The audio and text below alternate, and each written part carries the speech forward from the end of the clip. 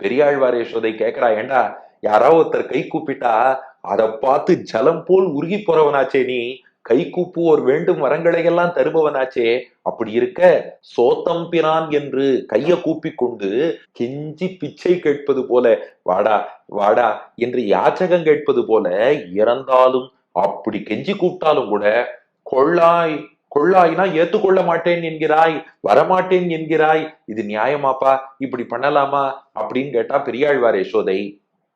கிருஷ்ணன் சொன்னான், இல்லம்மா நீ கூப்பிட்டு நான் வந்தா நீ அடிப்பேன்னா.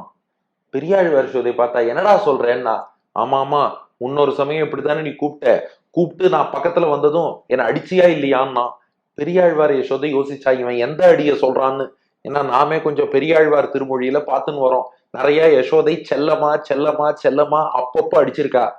இது தாம்பு கயிறால அடிச்ச அடியா, பெரம்பால் அடிச்ச அடியா, உரலோடு சேர்த்து வச்சு அடிச்ச அடியா, செல்லமா தட்டின தட்டா, இவன் எந்த தட்டை சொல்றான்னு தெரியலையே. டேய் எதடா சொல்ற, நேத்திக்கு அடிச்சு ஏன் ஞாபகம் இருக்கான்னு யோசிச்சாலாம். நேத்திக்கு இவனை ஏன் அடிச்சேன், ஓ அந்த அடியா, நேத்திக்கு ஒன்னு அடிச்சதுக்கு என்ன தெரியுமா காரணம், நீ பாட்டுக்கு பெண்களோட போய் ராசலீலைன்னு சொல்லி கை கோத்து விளையாடுறியேண்டா.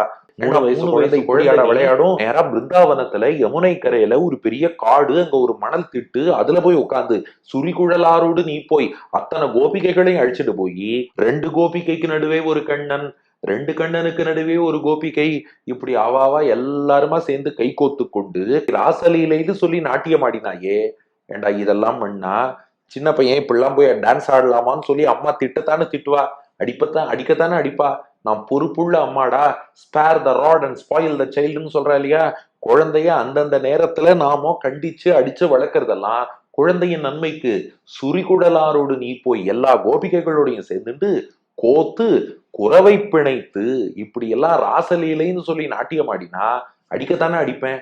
கிருஷ்ணன் சொன்னானா, அதுக்கெல்லாம் நீ அடிக்கப்படாது, குறவை பிணைந்து நான் நாட்டியம் ஆடினாலும் கூப்பிட்டதும் உடனே வந்தேன் இல்லையா, அம்மா கூப்பிட்டான்னா அடுத்த நிமிஷம் ஓடி வந்தேனா இல்லையா, அப்ப நீ என்ன பண்ணணும், கிருஷ்ணன்னா சமத்து குழந்தை, அத்தனை கோபிகைகளோடு நாட்டியம் ஆடினாலும் அம்மா கூப்பிட்டா உடனே வந்துட்டான் பார் அப்படின்னு நீ சந்தோஷப்பட்டிருக்கணும்.